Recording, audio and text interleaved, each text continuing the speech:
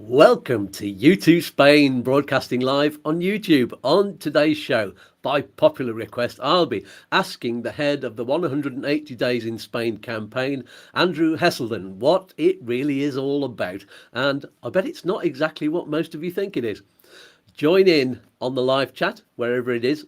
Or if you're watching the video back afterwards, of course, you can only do that in the comments below. This is sure to be a great chat all the way through, so stick around for the whole thing. You are all very welcome to YouTooSpain. Let's dance.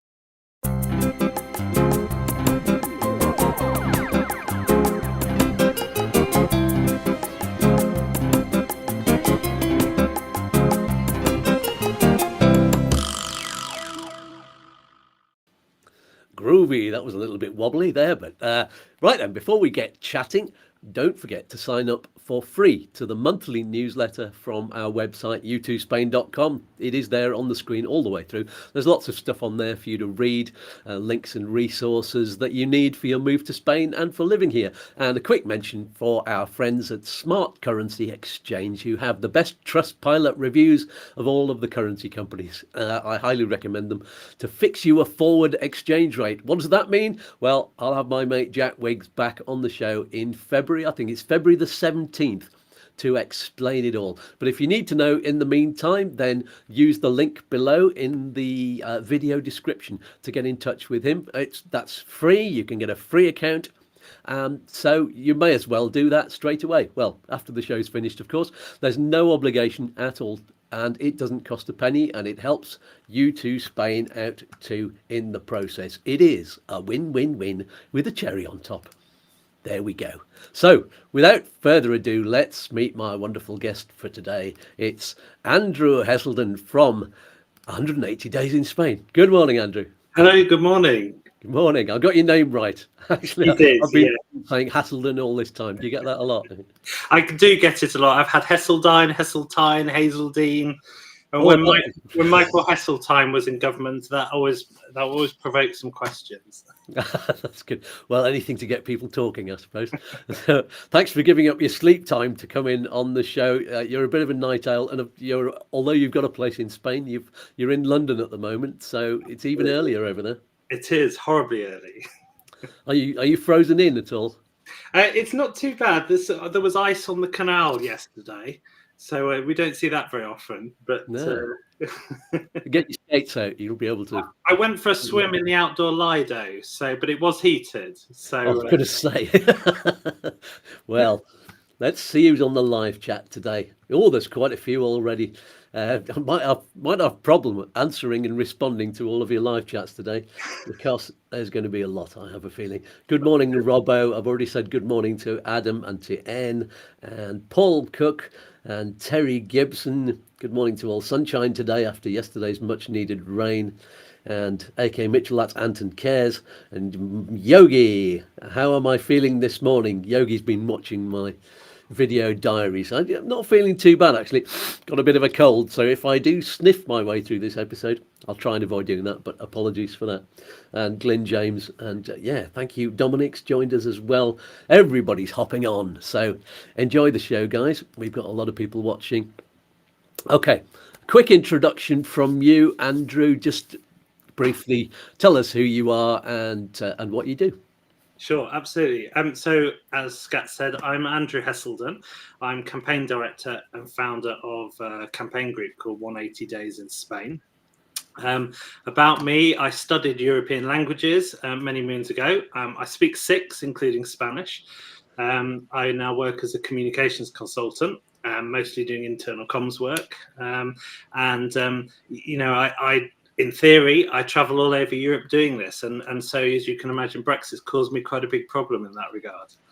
Absolutely, you and plenty of others. We'll get onto that in a minute.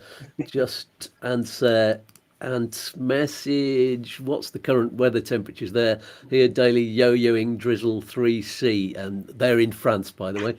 For anybody who doesn't know, a sunny 14 degrees yesterday, all white and freezing, -3 going up to 4 today, then 15 next week. Yeah, it's kind of similar here, but a little bit warmer. It's going up to 20 next week. We don't tend to have many minus temperatures here up in the mountains. 20 minutes inland. So I don't know what the low temperatures at night are, but they're less than 10. So yeah, it's not too bad. It's very sunny today and very clear. And we had lots of mist and fog over the last few days. There you go. And that's the weather forecast for this morning. And it's 4 degrees here, so toasty. Nice. Good. I've got my heater on anyway, because this outbuilding doesn't get the sun. It's not on it right now. Mind you, I've got the windows blocked over, so that doesn't help. Anyway, so let's get on to the campaign. So 180 days in Spain. We were chatting at length about this the other day, about the title of the campaign and the title of the video that I originally gave it, which just wasn't accurate. So tell us, is it all about getting British homeowners to be able to spend 180 days in a row in Spain, or has the media, not including me, not quite got the point of what you're asking for? Yes and no. Yes and no. So initially, no. It's the purpose of the campaign is to recognise that when Brexit happened, there were lots of people who were living in Spain. There were lots of people that had a life split between the UK and Spain, or somewhere else in Spain, and it's about protecting the people who we believe should have been protected in the withdrawal agreement when Brexit happened. Mm-hmm. So what we're looking to do, it's about 2 times 90 days. That would be more accurate than saying it's about 180 days in one go, because as we all know, everybody was supposed to register after 90 days. So it's not really about changing that. On the other hand, it is because since Brexit, the new arrangements that the UK put in place for Spanish people who visit the UK is that they can come to the UK for 6 months per visit. So rather than a rather catchy title, 2 times 90 days in Spain, with a day between, and by the way, we'd like to visit other EU countries, which wouldn't be very catchy.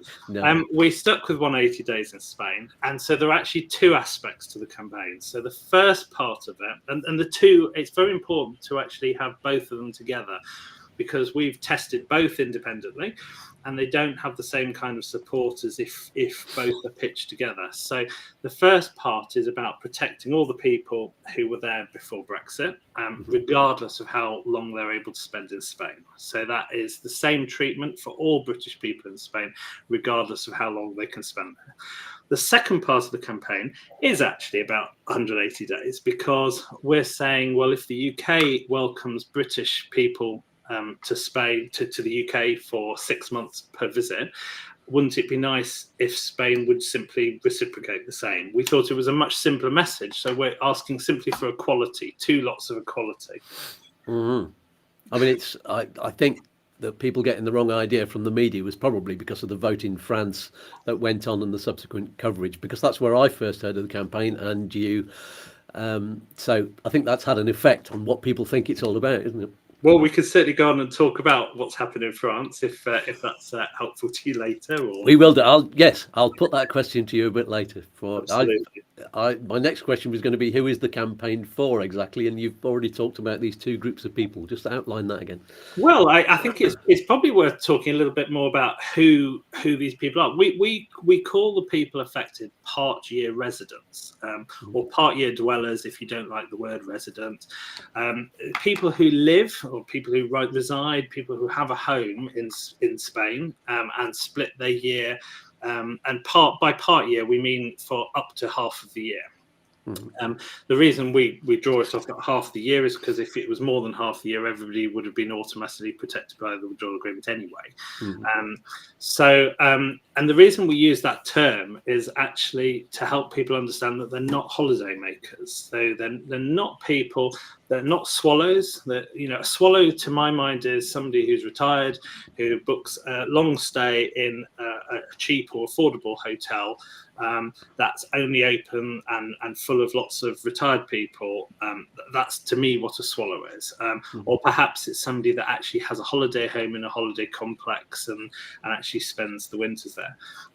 Our other members, some of them might be authors, they might be freelancers. I'm in my 40s, and we're quite keen to dispel the notion this is just about retired people. I've always grown up with the single market. I studied languages. I'm hugely passionate about EU membership. utterly mortified that the government decides when freedom of movement of people. Totally devastating. But really, this is about all age groups. But realistically, if we're not prepared to, if all the people that are affected by this don't come together and don't talk about why they need mobility, how are we ever going to explain to politicians why they should restore mutual freedom of movement or improve mobility in any way whatsoever? Mm-hmm. Very true, yes. Yogi's just popped the point in, and I agree with it completely. It would be great if we could have reciprocation between Spain and the UK, as Spanish citizens have the ability to 180-day rule coming to the UK. Indeed. Yeah, not much else you can say to that. That's interesting. Jed's asking if you've seen reports of a 34-year-old Spanish woman who was forcibly removed from the UK after returning from Malaga after visiting her sister who had given birth. Yes. Have you heard about that? Yes, absolutely devastating. I mean, that's been all over the newspapers. And I think, while it's important that we talk about these stories and we share things like that, it's also quite unhelpful to campaigns like this when we're asking for improved mobility in Spain, when these high profile cases come up, because, why should Spain be kind to Britain when Britain treats Spanish people like that? I mean, it's appalling. But I think it's important to remember these are, I hope, relatively isolated incidents. Yes, and of course that's all you hear about in the press, really, is the isolated immigration being a hot topic. That's what you get to hear, isn't it? And the negative. But thanks for the question, Jed. So here's a good one. Are you asking for freedom of movement back? This is a big thing. So no, not at all. The reason for that, so I personally, I would love to have freedom of movement back. I support it completely, as do many of our members. The whole reason we're in this situation is because freedom of movement has ended, and nothing else has replaced it yet. But no, we're not asking for freedom of movement, because to ask for that would be completely unreasonable, given that our own government is unwilling to reciprocate at the moment. I really hope that's going to change. But the two halves of the campaign, first of all, the one about protecting Brits that are already in Spain. Well, Brits living in Spain today don't have freedom of movement. They only have rights in Spain. They don't have onward movement anywhere else yet. So we're not asking for freedom of movement anywhere, other than Spain. For the second half of the campaign, the people who perhaps the visitors who are going after Brexit, including non-property owners, well, again, it's not reasonable to ask for freedom of movement. So what we're asking for there is 6 months per visit access for visitors. And of course, that wouldn't include any work rights. So neither half of the campaign is about freedom of movement. But of course, that would be fantastic. That would be a dream come true if that came back one day. Mm-hmm. It would certainly dismantle part of the wall that is Brexit. That's right. I think so. Yeah. I've been trying to think of an analogy for what Brexit is, but I realised that you can't, because Brexit isn't a thing. It's a series of lots of little laws and things that have to be talked about and changed and dismantled. You can't, that comment, Brexit is Brexit, it just makes absolutely no sense, because Brexit is a whole series of complex and very different things. So I first had the image of a Lego set to try and say it, and you built this tower that is Brexit, but the Brexit isn't the tower. The tower is what was there before, and it's now changed to something else. And then the whole analogy fell down in a big pile of Lego. So, well, I mean, these silly sound bites just dominated the campaign, didn't they? Brexit is Brexit, and people throw these kind of criticisms at me all the time. And Brexit certainly is Brexit. Don't we know it? I mean, our campaign members know this more than anyone else, what Brexit means. But do we want to keep? But I say to them, well, fighting Brexit is fighting Brexit. I mean, we've got to start somewhere. Gradually, I think if we talk about mobility, then it chips a little brick out of the wall in Brexit, in my mind. So every little step. Brilliant. So tell us what the campaign has done to achieve your aims. Sure. So what we do essentially is we teach people to lobby their MP in the UK effectively. And we also help them understand the Spanish government, the Spanish regional parliamentary system, and how to contact their diputado or their senator in Spain. So it's a lobbying campaign. We write letters. We give people a model template, but we encourage them to write their own, tell their own story about how loss of freedom of movement has affected them. And we've got a few ideas and a few solutions that we float out there. But ultimately, it's up to Spanish politicians and British politicians to agree something. We're not going away. We're in this for the long term.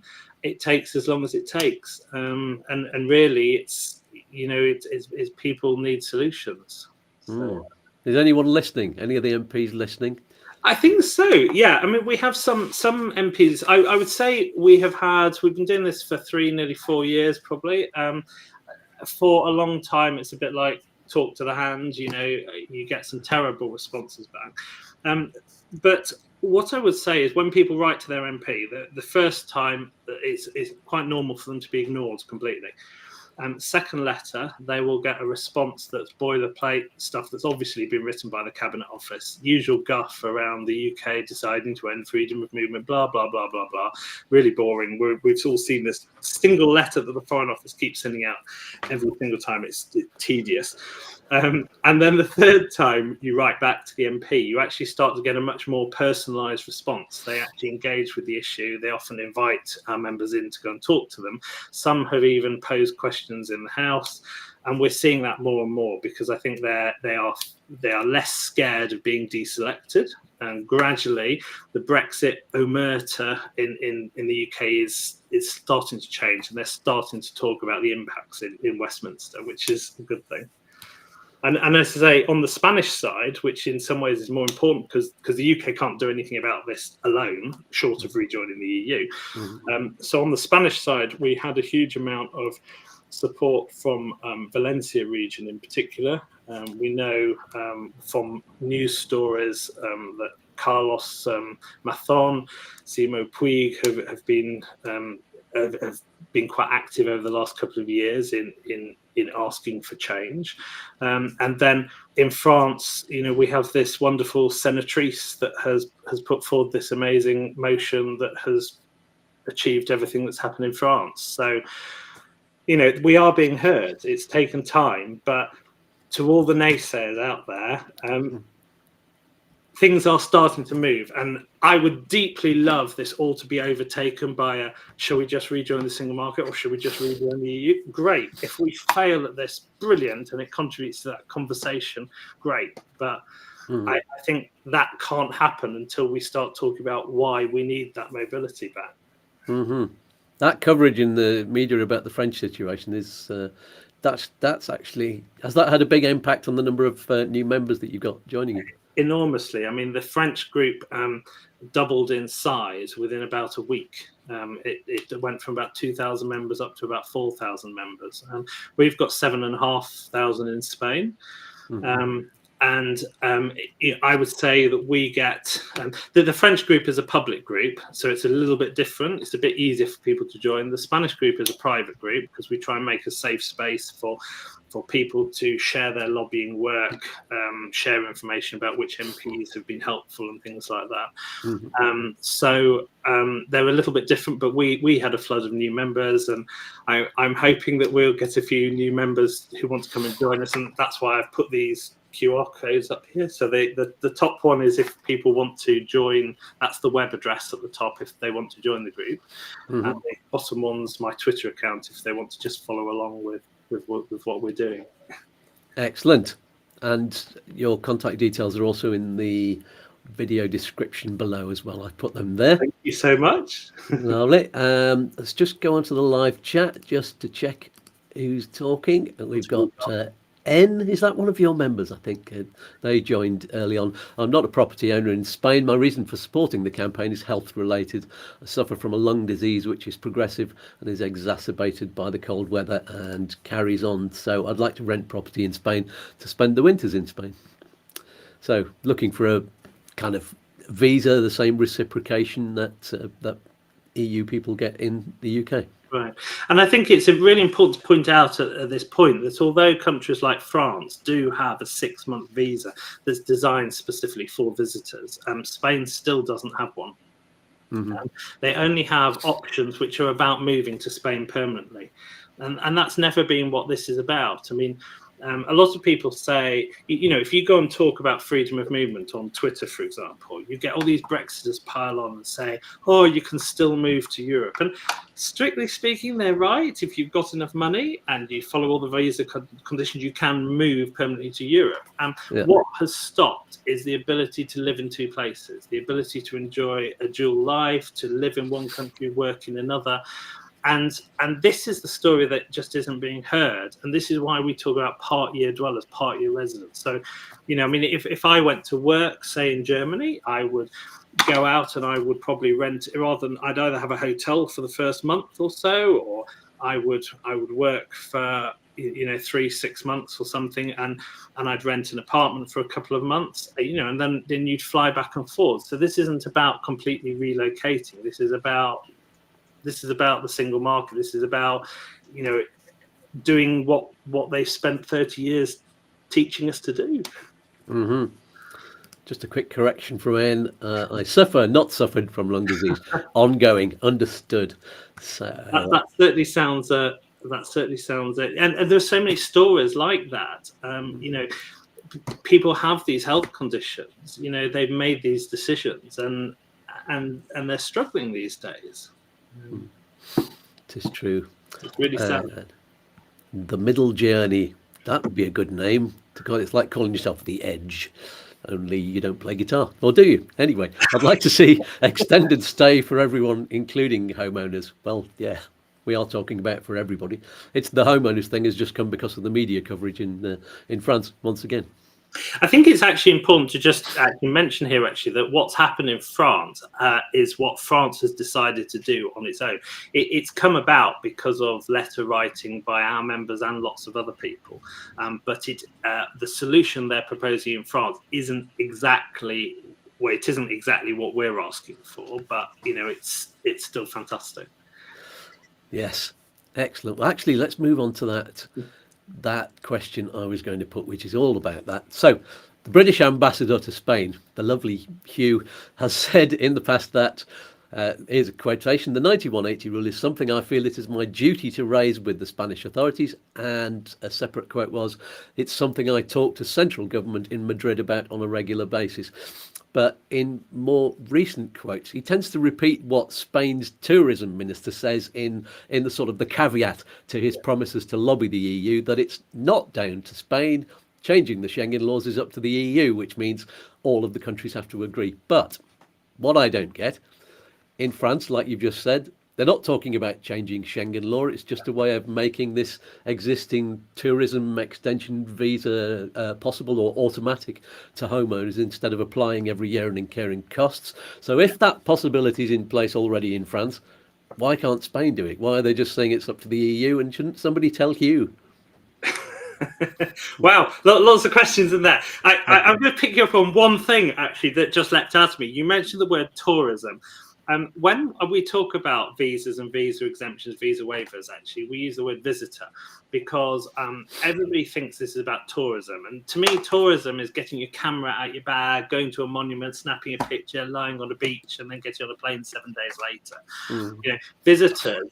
People visit countries for all kinds of reasons. It might be tourism, it might be business, it might be because they have friends and family living there. And ever since Brexit, that's even more common because how many people's parents or children have moved to a European country now since Brexit? And so people visit these countries for all kinds of reasons. Turning to the rest of the question around is this a Schengen thing or can Spain do this themselves? Obviously Hugh Elliott is right there in that in the way that Spain's ministers have talked about doing this. They're talking about changing the Schengen Visa waiver, and that's the thing that allows British people into Spain in the absence of any other arrangements. Now, of course, that is an EU-wide thing. It's a Schengen-wide thing. If you were going to change that, then it would involve all 27 current members, soon to be 29, agreeing to that. But part of the reason for the confusion is that that's actually the wrong question to ask, perhaps. So if Spain does it that way, then of course Spain's correct. It needs Brussels to do something. However, what France is doing is something that works alongside the Schengen Visa waiver. So the reason that Brussels, so Spain can ask Brussels, but Brussels probably can't do this without changing the Schengen Treaty, because Brussels only has competency on stays up to 90 days anyway, short stays, and they're defined as less than 90 days. And we're talking about stays in excess of 90 days, not necessarily in the country concerned, but in total across the Schengen zone. So this then makes it a country issue. So France is basically saying we can use existing, visa arrangements or some kind of a bilateral treaty to say, in addition to the Schengen visa waiver, so you'll still have your 90, 180 days for all the other countries, but when you come to France, you won't need to use that. And that's how they're solving the problem. So yeah, can Spain do that? Absolutely. We're pretty sure that they can. We're pretty sure they may have approached the UK about doing this about a year ago, when I think Carlos Mazón and Simo Puig met the new Spanish ambassador in London. We believe they talked along these lines, around the lines of having a bilateral agreement between the UK and Spain. So essentially, it's like, are we changing the Schengen visa waiver, or are we introducing a new way of getting into Spain or France, respectively? Great. Lionel's got an interesting question there on the chat. Why don't you try and change the IPREM rule, then it would make it fairer? That's all about actually moving there, which is a slightly different question, but yeah, take it away. The amount of money that you need each day to live on, isn't it? Yeah. I'm not quite sure what he means by that question. I think he said, why aren't you campaigning Spain to reduce the amount of money you need to move there? Yeah, of course. Well, I mean, as an EU citizen, the amount you needed was in the region of about 11,000 for Spain. It's a good idea. I think, but we're kind of getting into territories of, this idea of sovereignty, to use this horribly Brexity word. It's up to Spain to decide to set their own entry criteria. I mean, Portugal has a figure of about 7,000, I think, 7,000 euros. So Portugal's is really quite low. Spain's, it's about 28,000, 30,000 or something. 28,800, yeah. Yeah, exactly. And I think in Italy, it's even worse. And I think some countries include savings that you have in a bank account, and other countries actually require the income to be actual income. So from a rental property or from work or from pensions. So, yeah, I mean, it would be nice to change all of that. But we're actually hoping to... We're only focused on people who want to stay in Spain less than 6 months of the year, because for those who want to spend more than 6 months in Spain, there are visas available. And yes, we'd love visas to be made much easier. I would love to see visas scrapped completely. I'd love to see better visa exemptions. I'd love to see freedom of movement of people come back. So I think that's very much in Spain's ball court. Yeah, absolutely. And I think the amount that they set is an indication of the difficulty that they have with immigration. I mean, when you think about it from a Brit's point of view, yeah, we'd like to get more Brits in, but, right in the back of my mind, I'm thinking, do you want loads of people from every other country to be able to get in there who might not then be able to afford to live there? Yeah. And that's a whole different question, and it depends on the way you think of expats and immigrants and things like that. So they're just trying to set a level of income that makes it safe for people to come in, and so that they don't have to depend on the state for their income. Well, I mean, and let's be frank, hasn't the UK just jacked up their amounts that they expect people coming on a visa to the UK to have? I mean, what's 25,000 odd up to 35,000 something? I don't have the exact numbers to hand, but Yeah. It's very difficult for British people to go to Spain and say, look, hey, can you make it easier for us to come there, while our government's doing the exact opposite? Yes, exactly. Middle Journey says, let's get freedom movement back. Yeah, good luck on that one. Jed says, I have an Irish passport. You're one of the club. Brilliant. I too suffer from lung and heart conditions. Sorry about that. How would my passport help me if I wanted extended stay as opposed to moving over there? Well, yeah, you've got up to you've got 90 plus 90 already. Yeah, well, I mean, the short answer to that is, he's got an Irish passport. He has freedom of movement in Spain, and all he has to do is make sure he doesn't spend more than 90 days in Spain in one go, or more than half the year in total during the whole year. Or he just needs to exercise his right as an EU citizen to register in Spain after 90 days. I think you have to have health insurance, or a contract of work, and you have to have this approximately 11,000 euros in the bank. So I mean, it's very easy. If you're an EU citizen, you just rock up, you register. It's your right to do so, and then you can spend as long as you like in Spain. That's it. Yes. Before I get on to the next one, just a quick reminder to everyone watching. The last video I brought out was, it was supposed to come out on Wednesday, came out on Thursday. That's irrelevant. But it was about finding the best 80-day Schengen Visa Calculator, which will be handy to all of you. I'm reviewing the best ones to narrow it down for the final winner. So that was kind of part one, the first round. And the next one will be the final. User experience is going to play a big part in giving the final marks. Yeah. So it's like being part of Strictly Come Dancing. It's the viewers that are going to choose in the end. So send in your recommendations and reviews, and also examples of your holiday dates as well. That's important, because real examples are better than me making up a load of holidays that aren't maybe as relevant to you as they could be.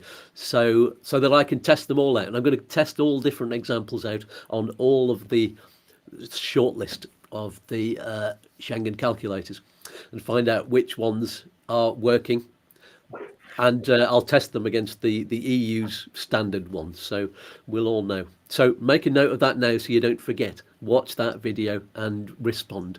So thank you for that. Moving on, Patricia M says, my parents lived in Spain, so does my brother. I largely don't know what that means. I largely GRN Spain and inherited property there. I pay full tax in both the UK and Spain, yet I am told when I'm allowed into the EU.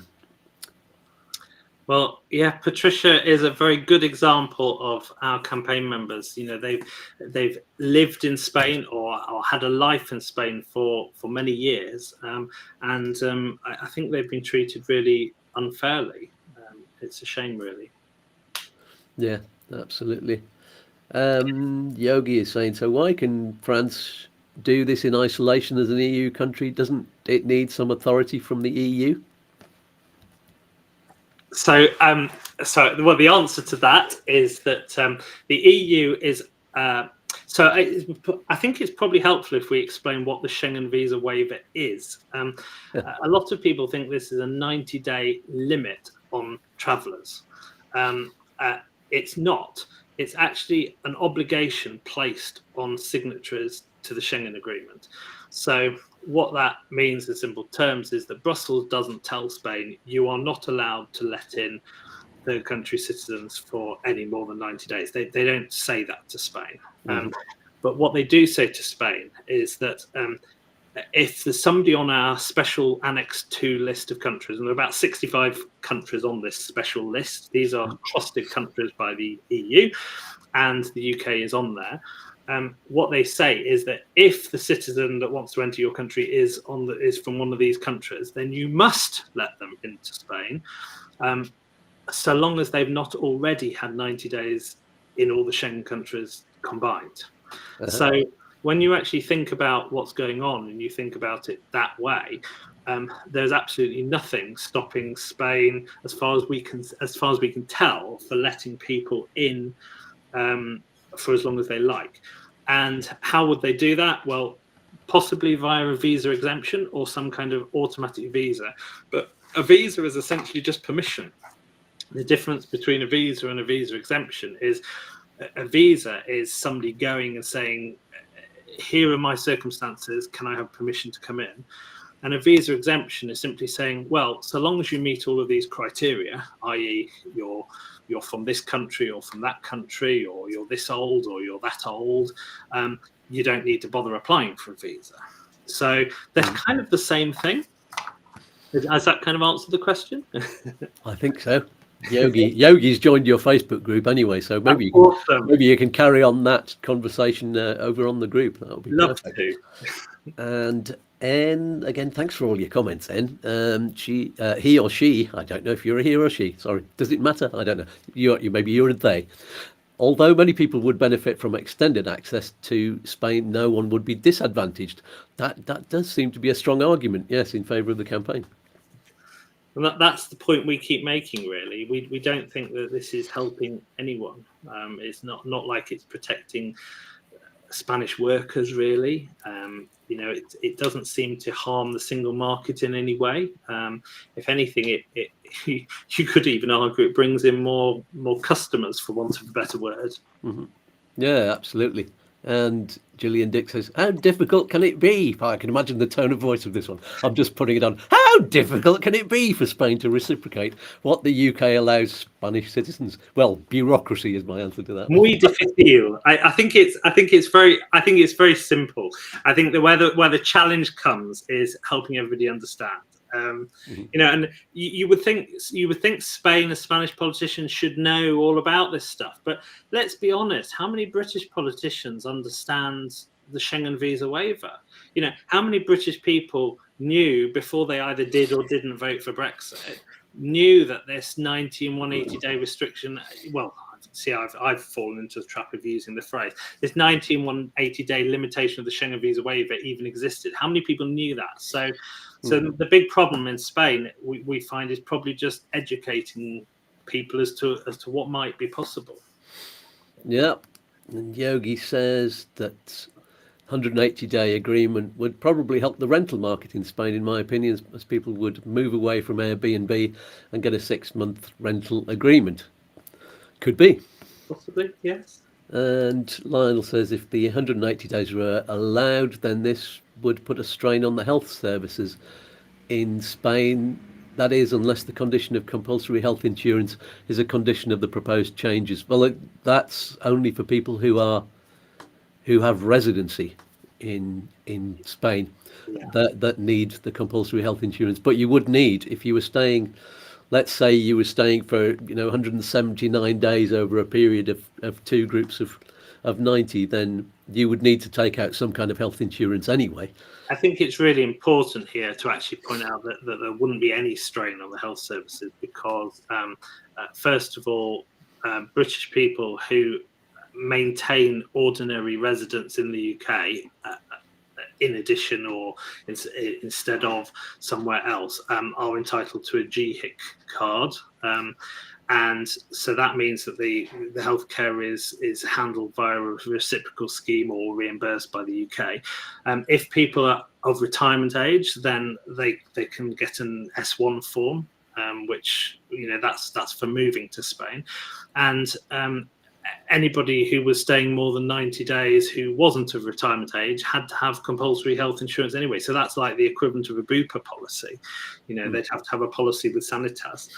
And then anybody going for shorter trips, would normally have travel insurance as well. So in reality, part-year residents, people who spend less than 180 days in Spain in total over the year, probably never even touch the sides of the Spanish health service. Mm-hmm. Although I gather it's much better than the UK, so maybe it'd be good if they could. Yeah. I'll let you know because as my watchers know, I'm heading in there in a couple of weeks' time. So we'll find out. Yeah. So tell you what, this would be a good time before we get on to. We were going to talk about the France campaign and how that relates to what we're talking about. So, but before we continue, I think what we'll do is go into our halfway stage. We've gone about 40 minutes so far. So stick around, don't go away. We're just going to have a quick message from me and my alter egos and Doogie Dog, you'll meet him in a minute, about the wonderful things available to you as YouTooSpain fans. So take it away, guys. Here we go. This show is very helpful to you, isn't it? And you're enjoying it too. Then click on the thumbs up, you lazy Colonel, I don't have any thumbs. You can use your nose, Doogie. And don't forget to subscribe as well. And rub on the bell for notifications while you're there.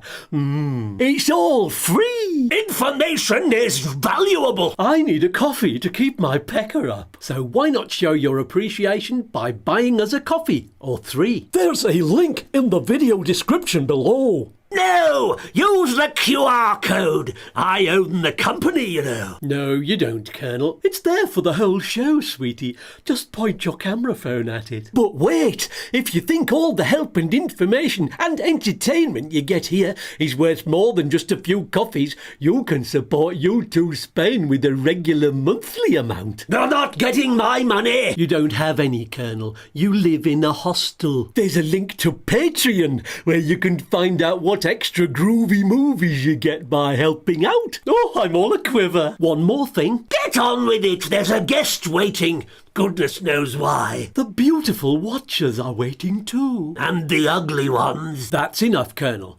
There are lots of vital things that YouTooSpain gets you access to. And discounts too. What things, Master? I like things. Well, do you need private healthcare insurance? Of course I do. This gout won't go away on its own, you know. Do you need a visa or residency, sweetie? Do you need to exchange currency? What about finding a property like mine? It's huge and expensive. Just like me, darling. Ah! Or do you need advice on tax and pensions? I don't know what they are. Or do you want a Spanish mortgage? Or a discount on getting documents translated and apostilled? Or a lawyer to sort you out. I didn't do it, wasn't me. Do you need a lovely little app for learning Spanish? How about finding the best mobile phone provider? Buy a YouTooSpain t-shirt. It's a win-win-win. You can even get discounts on full mouth dental treatment and get a new smile just like Skatz. Smile! All of the links are here, down below, sweetie. If you can't find them, ask me in the comments. Are you finished yet? I need to go and kick some servants. He's not a very nice human. No, he's not. But let's get back to the show, shall we? Back to Skatz in the studio. That was my line. Oh, stop being beastly and be a good little boy. I am a good boy. You are, Doogie. Back to you, Skatz. Thank you very much to all of my alter egos. You can write to them or make a comment or something, and they'll reply to you if they feel like it. So back to the questions. Actually, we had one question from came over on Facebook on social media. So let's just pop that one up on the screen, and we'll sort that one out before we move on. And it's from Sue Harding. Morning, Sue. Is this an EU edict, this 90-day curfew? Interesting words. How long can EU visitors stay in the UK? Is there any movement on the horizon by EU to allow 180 days again, and will it only be to homeowners? Lots of questions. Well, I think that's a really interesting question, actually, just by how it's phrased, right? You know, because we see this kind of stuff on social media, and often people who ask questions like this get mocked on social media for, you know, this is outrageous that the EU is doing this. But this choice of the word curfew, it's a measure of how people feel about this. You know, these are UK government decisions that have left us in this situation. But people feel that people really feel limited. And then we kind of touched on this question, actually, though, Sue, in a few minutes ago, I think just before the break. So the Schengen Visa waiver is not an EU ruling, is not is not an obligation on countries to ban third country citizens for any more than 90 days. It's an obligation placed on Schengen member states to let third country citizens in for what's essentially a minimum of 90 days, because as far as we can see, there is nothing stopping them either issuing a visa or some kind of automatic visa or some kind of or issuing an extension in certain circumstances. So countries like Sweden, like Portugal, actually have extension processes. I mean, Spain has an extension process too, but it seems to only ever get used when there's a dire emergency, i.e. the person concerned is hospitalized. Yeah. Good. I hope that answers your questions, Sue. Great question. If only just what the use of the word curfew. I mean, that's such a strong word, but that's how people feel, isn't it? Absolutely, yes. Let's just go on to the vote in France. That seems to be getting your campaign hopeful. It's got you increased numbers. What's been happening there? Okay, hugely exciting. The reason this is so exciting is because people have been telling us for years and years, this isn't possible because it's an EU ruling, because the Schengen rules, blah, blah, blah, blah, blah. This proves that they're wrong and that it is possible for change to happen. So hugely exciting that this is happening. Where it's a little bit disappointing is how it's come up and the processes and the speed bumps in the road and the hurdles it's still got to get through. So just to recap, this is a proposal that was first brought up in the Senate, the higher chamber in France. It was put forward by Senatrice Bertet, who is the senatrice in the Savoy region. So that's sort of the ski area of France that you get to from Geneva, that kind of alpine area. So if you think about that area of France, it's somewhere that's highly seasonal, and people who have second homes and who live there part year, properties are empty for large amounts of the time. So the little villages want people in them, want people using the village shops. They want people there for more than just the high summer mountain bike season and the high winter ski season. So that's why it came up. The proposal was actually surprised us slightly that it even came through the Senate and that it came up in this way, because it wasn't something that had specifically arisen as a direct result of our sister campaign, although it has undoubtedly come up as a result of some of the letters that people have written. So the proposal is to give an automatic visa without formalities to the legal owner of a second residence in France.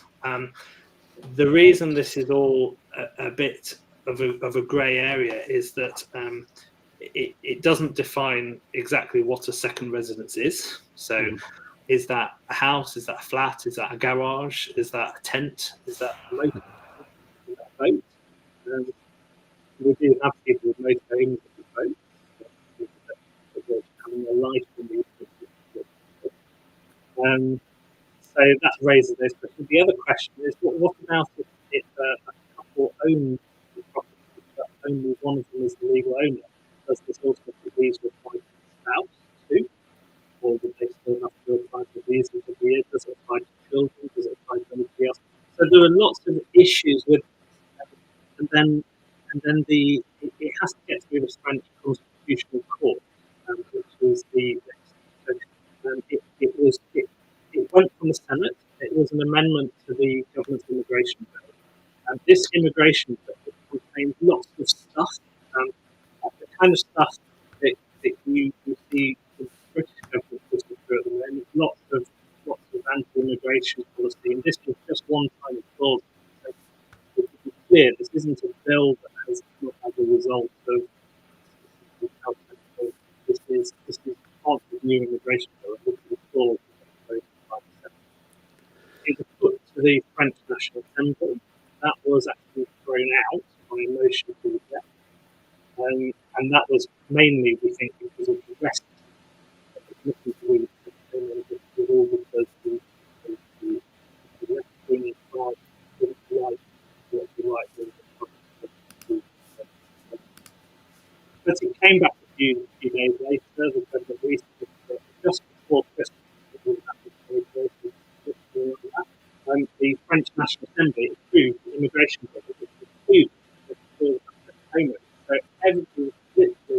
really great news, really exciting.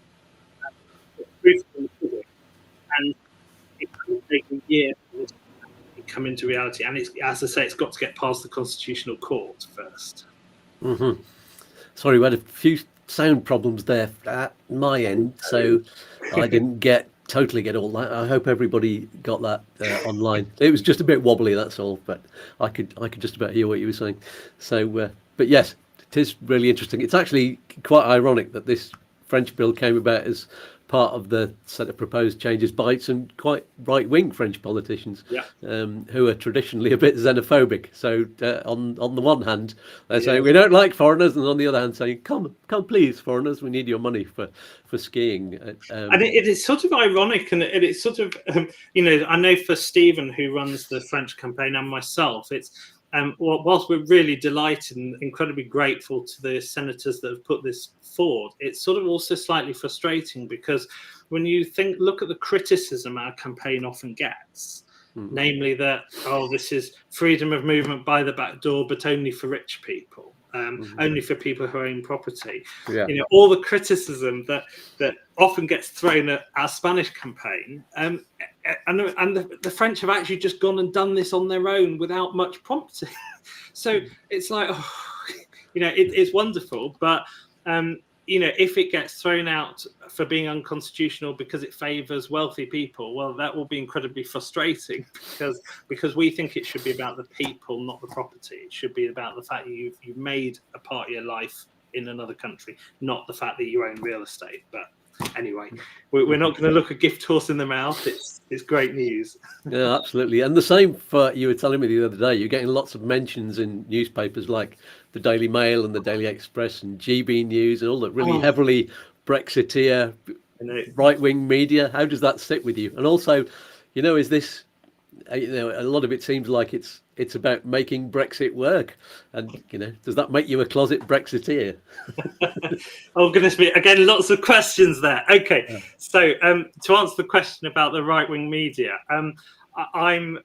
some of the best news coverage has actually come of this campaign from the journalists that I've refused to do an interview with, because they've actually picked up a story I've done elsewhere for another newspaper, rehashed it, and made it sound like I've spoken to them. So yes, of course, it's as somebody who I'm a fervent Remainer. I really wanted to stay inside the EU. I'd love to rejoin, all that kind of stuff. When I see the work that I'm doing reported so enthusiastically in the right-wing press, it does feel a bit uncomfortable at times.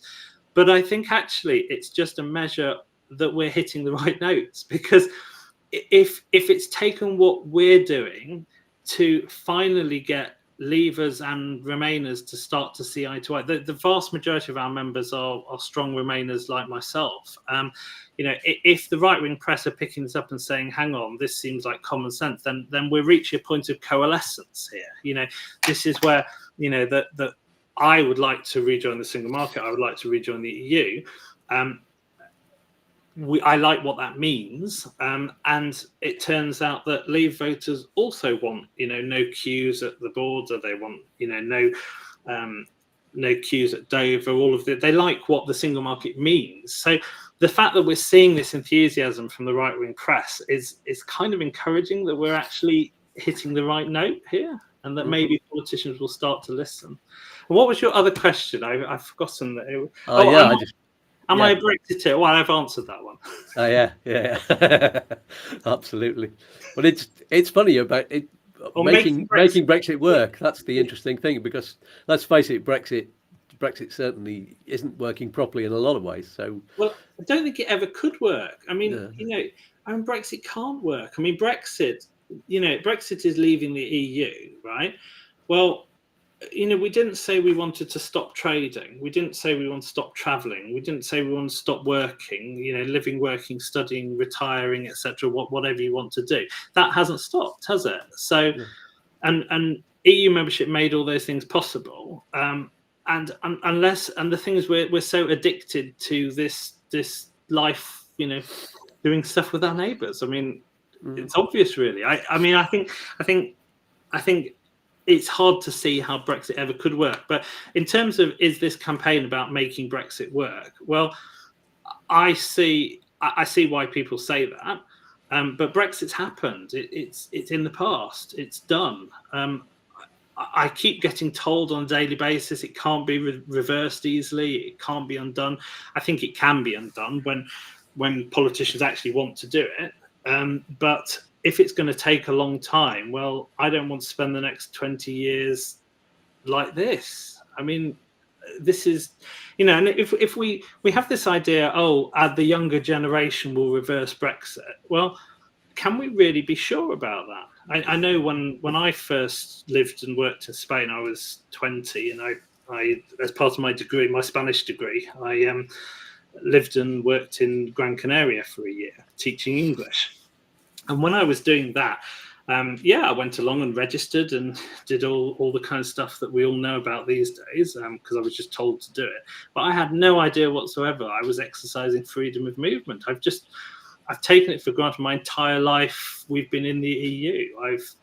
You take it for granted that this is possible. So the idea that after 20 more years, young people today who will have had to get visas to study at university, that won't have had the Erasmus scheme. I mean, I've got so many friends I met on the Erasmus program, and part of the reason that travel in Europe is so frustrating is because it's not just about 180 days of Spain. It's about also being able to go to other EU countries to see my friends, my family, and things like that. So I think the idea that young people will suddenly wake up in 20 years' time and think, oh, yeah, we really must join the EU, it doesn't make sense to me if they've coped for 20 years with visas. I think the time to chip bricks out of the wall of Brexit is now. And I think I'm really, really passionate about getting mobility working. And if that can't be freedom of movement of people, well, fine. But what can it be? Can it be better visa waivers? Can it be visa exemptions? Can it be automatic visas? Can it be visas that are really quick to apply for? Or could it be a visa that is actually EU-wide? One visa to apply for. I don't think people object to the principle of, I certainly object to the principle of applying for visas when Europeans don't have to do that in the UK. That seems very unfair. But if these things were easy, then I don't think people would be so upset about it. Absolutely. Just going to zip through a load of questions on the chat now. Let's keep this really brief because there seem to have been an awful lot going through. Lolly P, ask your question next week because it's one to do with residency and purchasing before you move, etc. Okay. Ask that one for Chris next week because that's Andrew's not a residency specialist, so there we go. Yogi is saying smash the like button, which he's done, and Ant was also saying come on people, hit that like button. There's loads of people watching but you've not all hit it yet, so there you go, because this is all helpful to you and that's what the like button is for. Paula says, this is for the Schengen Visa Calculator. I have an Excel spreadsheet to work it all out for me. I have a spreadsheet for everything. There are better ways, although if you like your spreadsheets, then yeah, you carry on going for it. But there are some of these visa calculators, I'm finding out that they do things that you can't do easily on an Excel spreadsheet. It would take a lot of programming, and the guy, especially on one of them that I'll talk about in the next video, has done something which none of the other calculators do, and took him a lot of programming to make it work. So anyway, that's for the other video. And blah blah blah blah blah. Lots of people saying thank you. We've got some requests to rehash the French bit I see there. I think probably the thing to do, because you went all people didn't hear that bit. I don't mind doing that again if we need to. So I think maybe that's the best thing to do is and a lot of people are asking how to join the campaign. So maybe you should join the campaign, and then Andrew can talk about that on there and kind of fill in, because there's been a lot of news on that, and we should really be talking about Spain more. Hugely exciting anyway, so it is. Yeah, come and join us and we will fill you in on what's happening in France in our group. Yes, there was a conversation You going are. on about, That side. yes, up there. Up there. People are talking about the Spanish health system. Yes, in answer to that earlier stuff that we were talking about, that was about 15 minutes ago. Yes, yes. Andrew's gone all Norman Collier. That's the expression. So anyway, that's been sorted out now. Go to the campaign if you want to know more. Oh, here's an interesting question. Yeah, Ian Butterworth. If you go for your 180 or 2 blocks of 90 days, what would be the time limit before you can do it again? Another 180 days, I suppose. Right. Okay. So at the moment, you can't do 2 blocks of 90 days in one go in short succession. They would have to be a full 90 days apart. So in simple terms, you can go for summer and winter, or spring and autumn, but you can't go for summer and spring, or summer and autumn. And in terms of if you go for your 180 or 280 days, what would be the time limit before you can do it again? Well, that would also depend in terms of the campaign. If we succeed, well, we're asking for 6 months per visit visa waiver, which is exactly what the UK offers. Technically, the UK can refuse entry if you make lots of repeated visits to the UK and they think you're spending the majority of the year in the UK. But in practical terms, given that they don't really seem to monitor how people leave the country when you leave the UK, I'm not really too sure how they can actually do that. So in practical terms, the UK arrangements are 6 months per visit. Obviously, if we succeed and that's what happens, then there may be other implications like tax residency and things like that may come out of that. But it depends, isn't it, that one? Yeah. Oh, I haven't put that up today. It depends. That's your it depends. There it goes. Yeah. Full screen. Absolutely, yes. I'd completely forgotten about those. They're on a separate little screen I have to go to. So yeah. Anyway. Morning to Barry from Unitech. Good to see you there. You popped in a little bit late. Lolly P has said it was blindsided by Brexit. Wasn't explained clearly, but that's all politics. Yeah. Regardless of that, everything is now up in the air and people need to be heard personally in business. That is a good point. It's a great point. Yeah. It's all happened, but actually a lot of Brexit hasn't happened because the laws in the UK are still trying to be rewritten because there's a lot of EUs still in place. You can't just go take away all of the laws and then we'll start making up what we think our laws want to be, taking control, all of that rubbish. This point comes up all the time. So I debate with people a lot on Twitter, on X as it's now called, and I've put my handle up there in case anybody wants to follow along. But in terms of the impact to people, a lot of people say, well, not everybody used freedom of movement, blah, blah, blah. And some people seem quite happy with the status quo at the moment. And I think that's because the UK is definitely impacted negatively by Brexit. But that's a macroeconomic thing, isn't it? That affects all of us equally. It affects the whole country.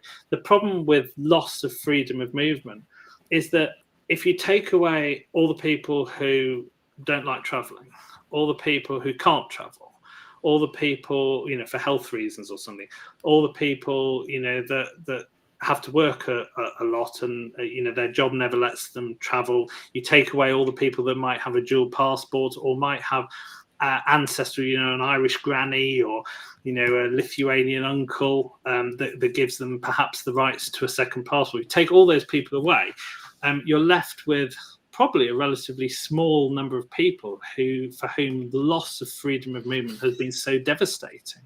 And let's be frank, a lot of people can cope with the 90 and 180-day Schengen Visa waiver. It's enough for them. It does what they need.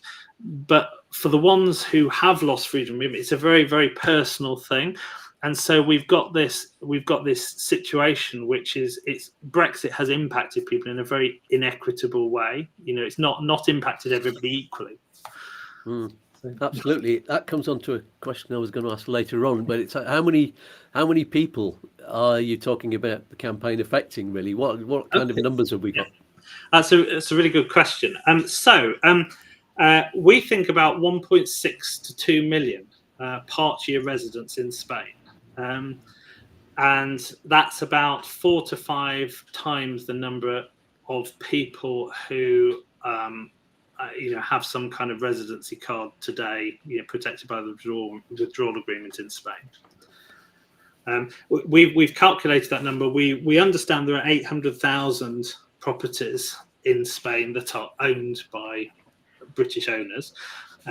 Conservatively, we allow sort of 2 people per property, but some properties may have a family in them. And I think it's really interesting because before Brexit, it was thought that there were about 3 million EU citizens living in the UK, and it was thought there were about 2 million British people living in EU countries. So it was thought there were more EU citizens in the slightly more EU citizens, but broadly in line.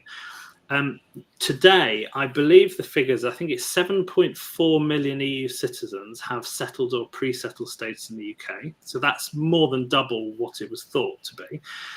But the number of Brits who have protection under the withdrawal agreement is about half, because I think it's only about 1.1 million. So despite having done Brexit, British citizens have really ended up with quite a bad deal here.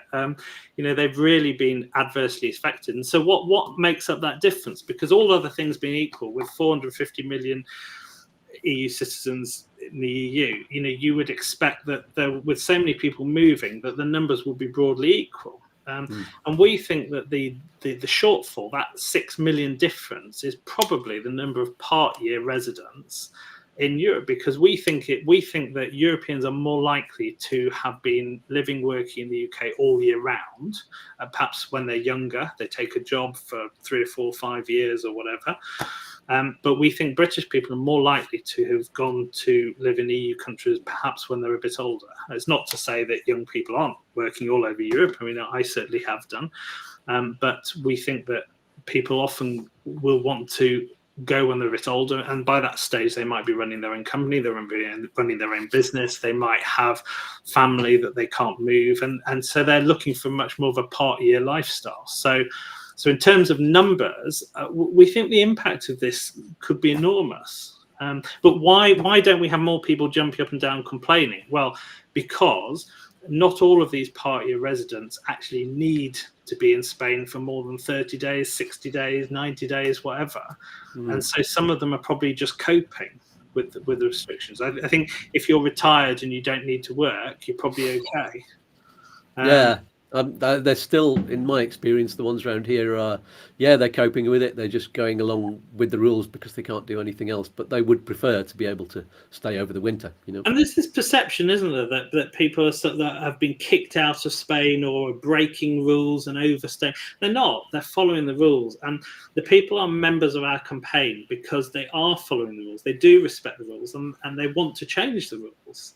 So, the biggest criticism we get is, you're all a load of people that just want to overstay. Well, rubbish. The people are in this campaign because they want the law to change so that they don't have to stay away so much. Yeah, absolutely. By the way, the explosions in the background aren't anything to worry about. I think there's some fireworks going on here.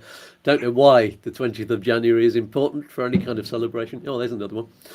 Can't hear those here. Oh, you can't hear those? No. I think my microphone just gets rid of all of the background noise, fortunately. The dogs have gone wild out there. So anyway, Stephen LeMay says, I don't have Facebook. Do you have any website or anything that alternative contact? There's X up there, but if you haven't got that either, how else can they follow your campaign? At the moment, we don't. But if you follow me on X, Twitter, that's one way you can do it. Or I will. I think if you can leave a comment, or is there some way that he can? I don't mind emailing him with some information. But yes, that's work in progress. With so many people in the campaign, we've got to pick something. and it's very difficult sort of to interact with everybody on a one-to-one basis. But if you want to get involved with lobbying, then I'd be happy to share a template with you or something. Yeah, I tell you what, let me just type in. I'm going to type in a reply to you, Stephen, with, because you can't actually put your email address on here, so I'll put our we'll call it YouTooSmile, which is my email address at gmail.com. That's specially for YouTooSpain comments. So get in touch via that, and I'll pass it on to Andrew, and we'll get you talking that way. Wonderful, thank you. There we go. And Ant has come up with a joke.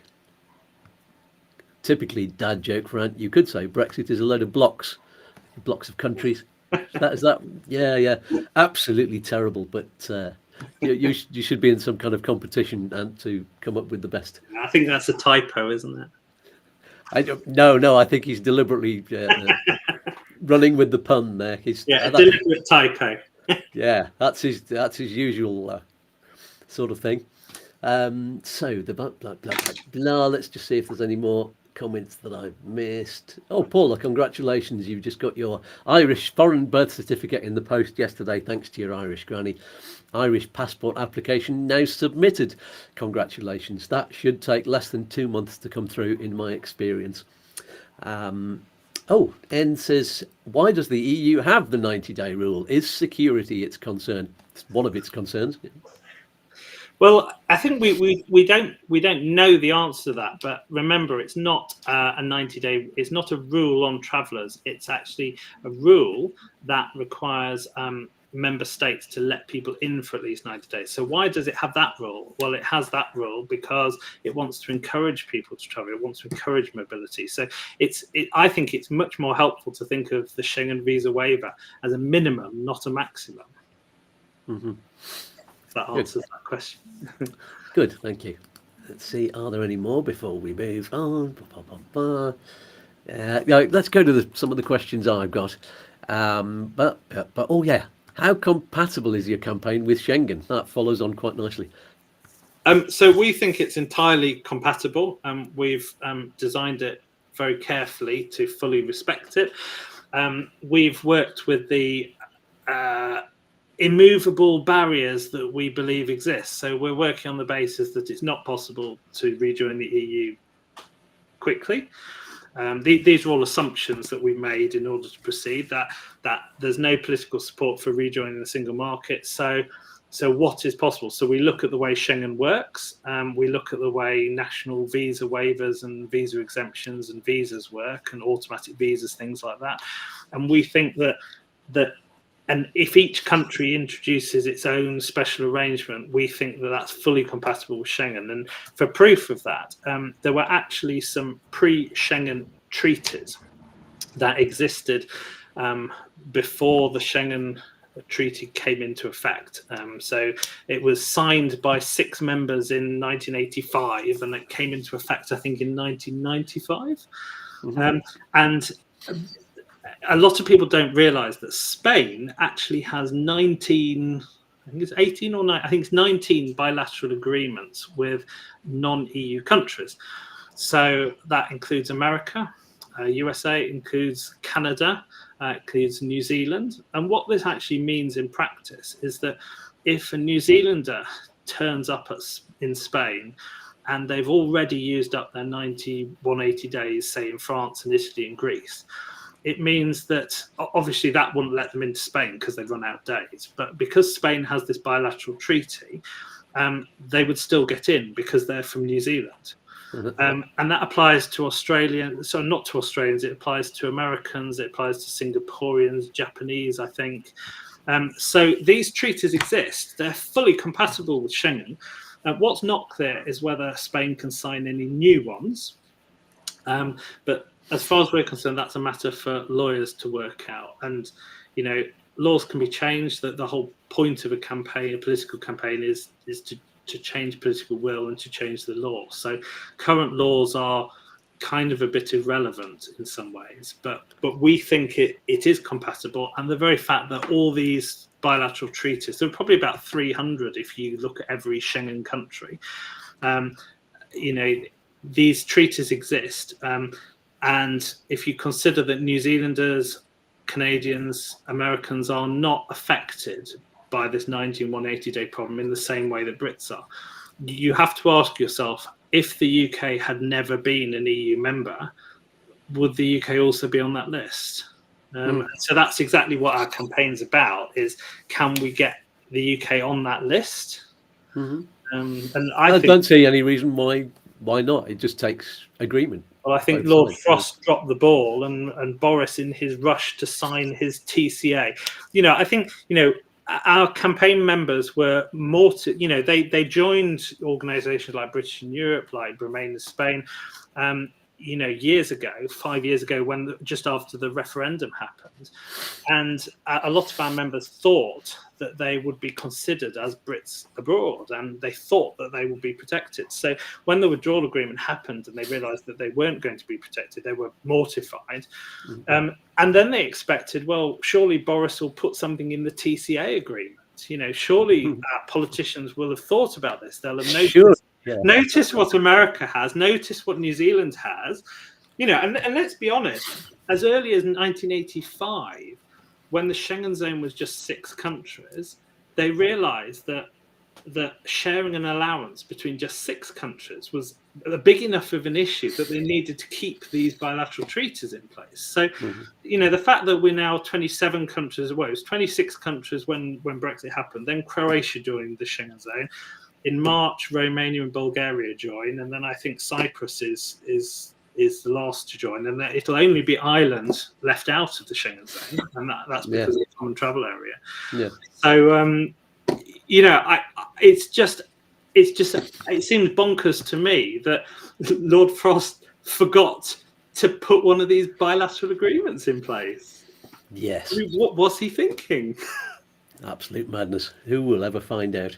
Some good comments, by the way, about Irish passports. A good conversation going on there. I won't go into it, but it's good to see that the time that it's taking people to get their passports and to get on the foreign births registry has actually come down. So anybody who's applying for that, if you've got the possibility of doing it, then of course it puts you in the club of having an EU passport. So it makes everything a lot easier.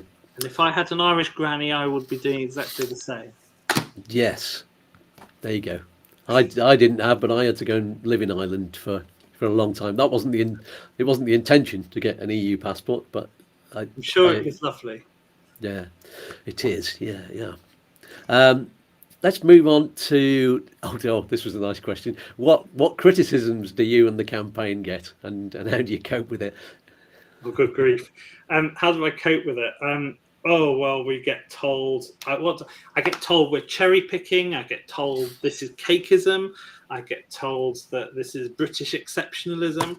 And I'll be honest, it's incredibly frustrating. Or I get told this is just for retired people, with wealthy people with villas, or I get told that you probably just want to play golf all day. Well, I don't even play golf, but so. And I'd be lying if I said that these criticisms, weren't. It's draining. I've been doing this for a long time, and our members have been writing for such a long time, and we are starting very slowly now to see progress. It has been worth it. I think if I look at the bigger picture, I can see we're moving forward, but on a day-to-day basis, it takes a lot to keep the energy going. Yeah, because you've got to keep explaining all the things that you've explained in this thing. It's not easy to. I imagine it that writing the about part that you normally get on a Facebook page is just so difficult for you, because you can't. I don't think there's any soundbite that, unless you've come up with something already, that is going to say exactly what it's all about. There really isn't, and we find our members were either there before Brexit and they wanted their rights protected, or they've gone after Brexit and they just want longer, more flexible stays that importantly allow them still to go to other EU countries. So I've often thought, should we just focus on one or the other side of the campaign? But the two things we're asking for, and just to recap, that's equal treatment for all Brits in Spain before Brexit, and equal treatment for visitors to Spain as Spanish people get in the UK. The reason those two things work together is because if we only talk about better visitor rights, people criticize us and say, well, you did Brexit. Why do you expect that all of a sudden you're going to get better rights in the future than you had before Brexit? It's up to the UK if they give 6 months per visit. But hey, you can't just do Brexit and then expect better visitor rights. But then if I say, but this is mainly about people who had made a life in Spain and France before Brexit, then people understand much more. They understand this is about protecting the status quo of the individuals. If I only talk about the protection of the rights of people who were there before Brexit, well, over time, people are selling up, people are dying, people are moving on, people are realizing that after 4 years not being able to use their own home in Spain, they can go and get a home in Cyprus, which is outside the Schengen zone for now, or they can go to Turkey and buy something there. So gradually our numbers diminish. So if we don't think about, well, how does this help people who don't own property, that don't own homes? So we want to be inclusive. We want to include people who rent homes. We've also got a lady who, her family live in Spain, and she's, I think, in her 60s, and she was in the habit of visiting them for all of the summer, and she'd help with childcare and things like that. So she's the grandma. And now, of course, she can't do that. But she has a very credible history over the last 10, 15 years of doing that every year. Now, providing she didn't spend more than 90 days there in one go, or registered, as was her right to do as an EU citizen, she had a part-year life in Spain. So we want people to think about this differently. It's not just about holidays. It's not just about holiday homes. But if I say we don't welcome holiday homers, well, it makes the campaign smaller. So, we welcome everyone. We're trying to include lots of people. And so the reason for the two aspects of the campaign is to make it appeal to more people. And we want to help as many people as possible. There you go. But you couldn't get all that in your about. I couldn't. I should learn to be more brief. No, you've got people saying, like Mike Ripper said just now, I think that Andrew gives very reasoned arguments, good guest, and very interesting. I think this is one of the problems, is that good reasoned arguments don't fit in with newspaper headlines. No. And and I'll be honest, of all the press coverage I've done, there's been quite a bit in the Mallorca Daily Bulletin. They've been fantastic, and they've if I help them write the most accurate, most detailed article, it doesn't get shared online at all. If everything I write in this article is reasoned and reasonable, nobody argues about it. No. But if they write, Spain wants to scrap the 90-day rule, even though, as I've said, there isn't really a 90-day rule, everybody shares that. And yeah. And that was their headline, wasn't it? That was in a few papers. Yeah. Absolutely. And, and GB News feature it. And then before we know it, they're saying, oh, Andrew's a Brexiteer. And it's like, oh, God. And I have to put in my titles, this is the discussion we had the other day, wasn't it? I have to put in my titles, often incendiary or clickbait or something like that to get people to watch the videos, and it's the way usually it works, isn't it? Yeah. And usually the best way is for me to ask the question, is this what's happening? And then obviously the answer is always going to be no when you get that in a headline, if you didn't know that. So well, I have got a lot less sensitive now to misrepresentation, because sometimes it helps us get our message out there. But when it's in the Times, when it's in the FT and things like that, it's frustrating. But we work with journalists when we see they've written things incorrectly. We use that as a reason to reach out to them and say, well, actually, did you know it's not quite like that? Brilliant. Lolly's asked a question here. I'm not quite sure I understand it. I was trying to read it while you were talking. Am I right in thinking that we have to take off days of any additional travel dates travelling through EU countries from your 90 days allowance in Spain? Yes, if they're inside the Schengen zone. So if you could, Cyprus is outside the Schengen zone. So if you could drive through Cyprus on the way to Spain, then no, you wouldn't have to worry about the days in Cyprus. But yes, it's your 90 days starts ticking as soon as you enter France. Yeah. And if you do drive through Cyprus, you've got to make sure it's a whole 24 hours that you're there. And you Or in fact, from midnight one to midnight the right. next, because if you spend 2 minutes in a Schengen country, then it counts as a whole day. That's right. I mean, if you arrived at 11:55 at night and you departed at 10 minutes later, that would be 2 Schengen days used up. Yeah. So I hope that answers the question. And so that's all the questions from there. I'm realising that it's now, we've done an hour and 26 minutes, so we should round up. There's so many more questions, and thank you everybody on the live chat for asking all of your questions. If you've got any more questions, then very quickly ask them, and we'll see what we can answer in the next few minutes. I won't go into any more questions on the side there. I had 4, 5, 6 more questions, I think, and I knew that they were going to be ones that we wouldn't get onto. And if you have any more questions, by the way, before I tell you who's going to be on next week's show and round up and everything and answer any more of your questions, while we're waiting for those to come in, if you've got any more questions or comments after we go off the air, put them in the YouTube comments below, and we'll see if we can answer them there. Don't put them on some random Facebook expat group. Of course, you can put your questions on Andrew's Facebook group or the YouTooSpain Facebook group, but don't put it on the place where you found this video linked to. Don't watch the video and then go back into the expat Facebook group and put it on there, because only I'll see it. And really, it's best if everybody who's engaged with the program gets the answer as well, because they've taken the time to watch the program. So put your comments in there. I hope that explains it correctly, and it benefits everybody. So as we always say, it's a win-win-win with a cherry on top. There we go. Oh, I've still got Lolly's comment up there. We can remove that one now. There we go. So any more questions on the live chat? Answers: 47 watching, 39 thumbs up. Let's try for a full house. I've got 48 at the moment. It keeps telling different numbers. We've had up to 60 showing on my screen watching at any one time. People drop in and drop out. So there should be, in theory, well over 100, maybe 200 who've actually watched it so far. And usually there are 1,000, 2,000 or more in the weeks following. So thanks to everybody watching. Any more questions? David Coe says, let's be honest, politicians were economic with the truth on reasons for leaving the EU. Yeah.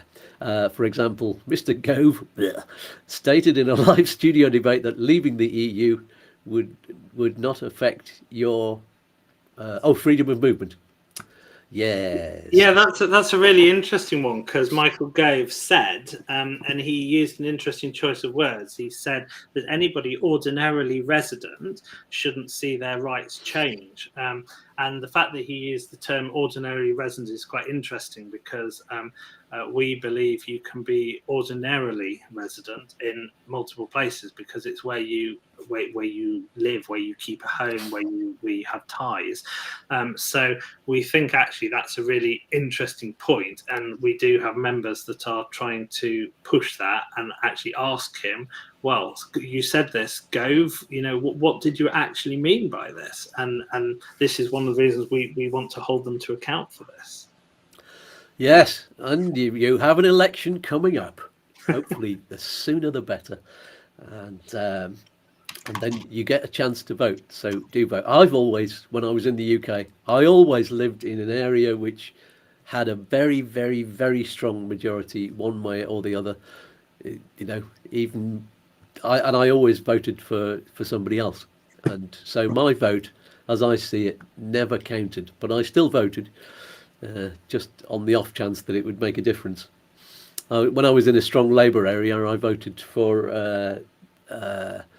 I can't remember the name of the party, but there was only about 3 people voted for it, because I knew the guy who was campaigning, and it was it was a kind of strong left-wing socialist at the time.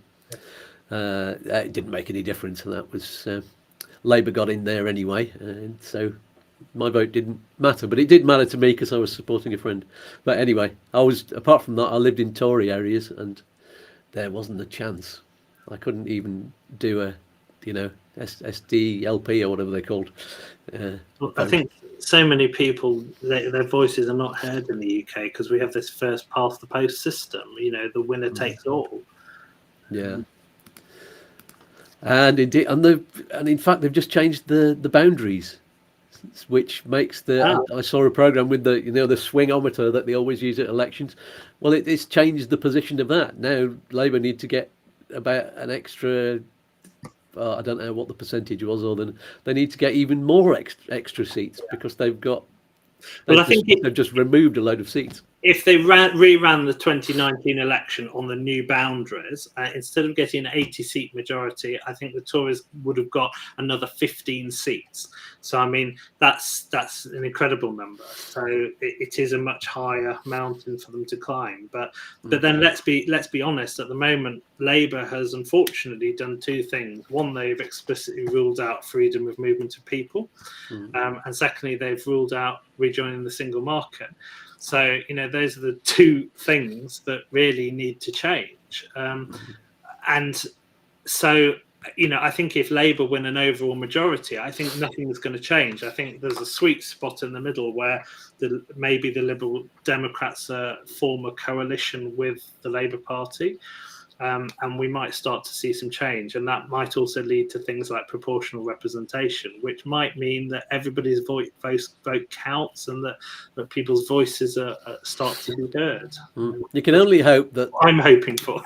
You can only hope that Labour are actually lying, and that they're actually going to do it anyway. Because in order to get the votes, they've got to be Tory, really. Hasn't Starmer got an awful dilemma, isn't it? Because basically now, which way around is it? So he says he's not going to rejoin the single market or restore freedom of movement of people, and Remain supporting, Labour voters, think he's telling the truth, but the ones in the Leave supporting areas think he's lying anyway, and it's kind of crazy if we're saying that we don't like the Conservative Party because of all the lies that have been told, and then we're expected to vote for Labour on the basis that we hope they're lying about joining the market. I mean, it's crazy. I mean, what a state of politics! And this is actually why we get a lot of criticism. I get a lot of criticism that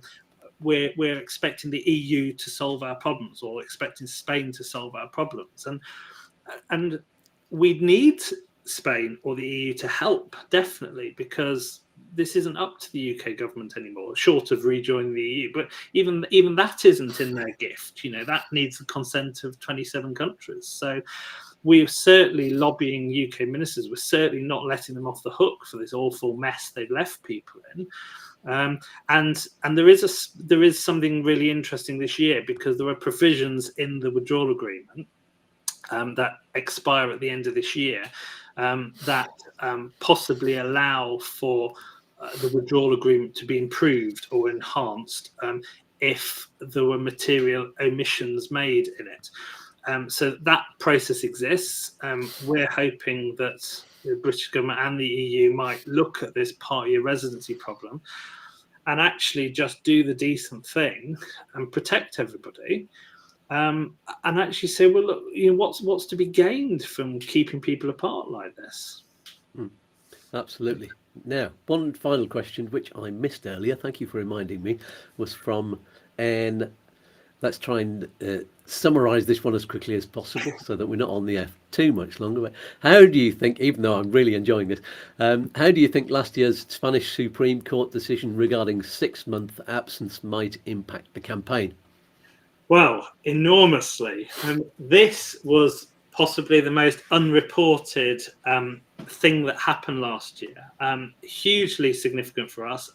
Probably more exciting than what's just happened in France. A lot of people think things are improving in France and Spain's just doing nothing. We repeatedly see that Spain doesn't like this 90 and 180-day rule. There, I've used the word again, and wants to change that. So we keep seeing that come up in the press all the time. This that happened in June. In short, this was an Iranian lady who was absent from Spain for more than 6 months. So when she went to renew her temporary residency, the immigration authorities wanted to cancel it. She appealed and lost. She went to a regional court, appealed and lost, went to the Supreme Court, appealed and won. And as a result of this Supreme Court decision, the Spanish got rid of the rule that means that people with temporary residency lose it after 6 months of absence.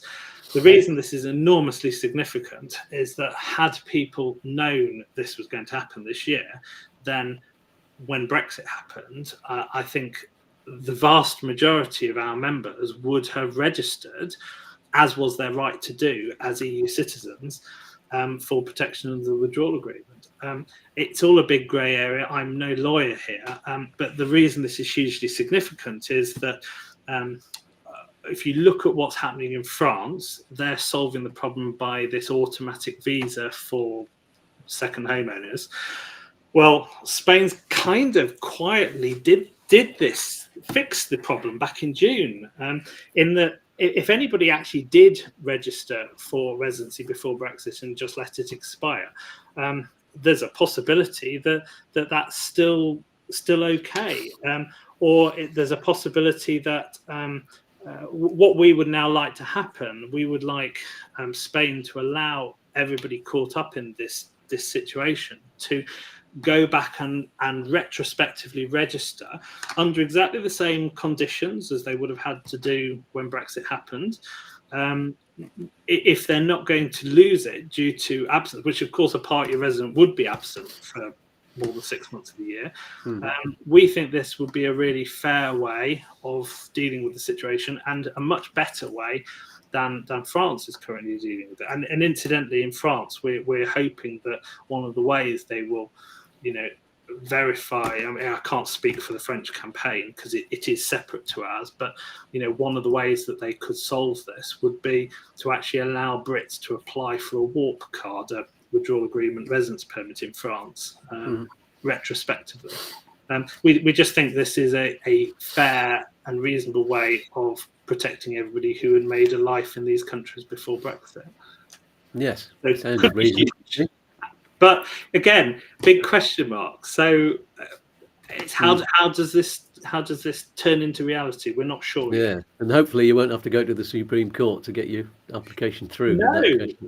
Again, but these things kind of come out of the blue. I mean, this came up nothing to do with our campaign, but essentially, what was really interesting was that the Spanish Supreme Court cancelled this rule because it was just a rule in the immigration authorities handbook, and they said that it was unfair on foreigners because to say to a foreigner you must stay in Spain for at least 6 months of the year, or 10 months or whatever it is, it's actually a bit unfair on foreigners because they might have a home, they might have family elsewhere, and they decided it was incongruent with the principles of free movement, and that's not European free movement, the principles of free movement that Spanish people are supposed to have within Spain. Anyway, yeah, good. Thank you for on my pay grade this one, but really interesting. I think we'll finish off with a comment from Jed Tierney, which was that perhaps the UK could send Spain some of our rain as part of any negotiations. That's more like blackmail, isn't it? I think so. Yeah. Well, I think they probably do want a bit of rain, don't they? I read that. Actually, we do at the moment. Yeah. Under this year, don't they need 30 days of rain to avoid restrictions this summer? Something like that. Yeah, permanent 24-hour rain for. Yeah, I think it was 30 days. Yeah. Wow, 30 days of rain. I'll skip that month in Spain, I think. Well, I think the best thing to do, if they could arrange it for all the rain to happen at night and then the sunshine during the day, as long as they can get the water in, as long as the sunshine doesn't evaporate all the rain that's come That's what overnight. you want, isn't it? But you don't want all that brown rain, because it's like you wake up and everything's brown, and what a mess to clear up in the morning. No, that's true. Although you get lots of green as well. You get the mountains suddenly after it rains, they just suddenly turn green, and everything goes. All of the plants go, whoa, quick, get that water, and then it goes all brown again in the summer. So that's all the questions for now. This has been now. Yeah, no, this has been one of my favourite shows. It's excellent. I'm sure you've got more questions. Of course, put them in the comments below. Come and join our campaign group and ask these questions. Our aim is to upskill everybody, educate, whatever, and help people lobby more effectively. So excellent. And don't forget to hit the like button if you haven't already. If you've already hit it, don't click it again, because it just removes the like, and that's just silly. So before I tell you what's happening on next week's show and roundup for today, let everybody say a huge thank you to Andrew for being a wonderful guest. Give him a virtual hug and a kiss. And best wishes for the campaign and for anything else you put your mind to this year. And I'm sure that there'll be some updates in the future. And if so, we'll be happy to have you back on the show. You're welcome. Thank you very much for inviting me on. You're so welcome. It's been an excellent discussion. Well, have a fabulous rest of your Saturday. Yes, thank you. I've actually got the day off, no gig tonight, which I'm actually pleased with, because I want to get rid of this cold. But, I can go and have a nap now. Yeah, you can get back onto your own time scale. Brilliant. Thanks then, Andrew. Bye for now. Bye. So there we go. Thanks to you all, of course, on the live chat, wherever you are. Different kind of platforms have you in a different part of the screen. So what's happening on next week's show? Drum roll. It's, well, guess who? It's Chris from Upsticks, of course, because he's on every 2 weeks. Our regular fortnightly chat about anything and everything to do with moving to Spain and living here. We haven't chosen the specific topic for the special feature yet, but I'll announce that during the week on our Facebook group and Facebook page. We did talk about doing what happens after you've done your 5 years of temporary residency and you want to become a permanent resident, which fits in with the last question we had about whether you can have 6 months or more off, or 10 months over the course of the 5 year temporary residency. So that will be interesting. And the reason that it's a good time to talk about this is that people who who moved to Spain after the withdrawal agreement are now coming up to that point when they've got to start thinking about it. They'll be on their second renewal if you're on a non-lucrative visa, for example. You'll be on your 4 or 5 year time. So that's what we're going to be talking about there. So have your questions ready for that, or just prepare yourself for a lovely chat. In the meantime, of course, you can ask your questions on the Facebook page or group, or under any of the videos, but preferably under this one. Thanks for joining us. And those of you who are watching back afterwards, hello. And thanks for leaving comments and hitting the like button and buyingmeacoffee.com. I keep forgetting to mention that. I'll see you either on the midweek evening video or on one of the video diaries. I'll have an update on that next week, or live on Saturday mornings at the regular time of 9 o'clock. If, like Andrew, you're in the UK at the moment, or Ireland, or the Canary Islands, or 10 o'clock if you're in Spain or Central Europe. So that is all for this week. Somebody pass around the 180-day cookies, the very healthy 180-day cookies. Peace and love, peas and fluff. And here's one final message from all of us here at YouTooSpain. Take care now. Bye-bye. This show is very... That wasn't the right one, but this is. Bye, lads. Bye. Goodbye. Toodaloo. Peace and love. Peas and fluff. Oi, oi. Don't do anything I wouldn't do. One more cosmic dance? All right, then. Look, Mum, I'm dancing. Oh, I'm all a quiver. Let's dance.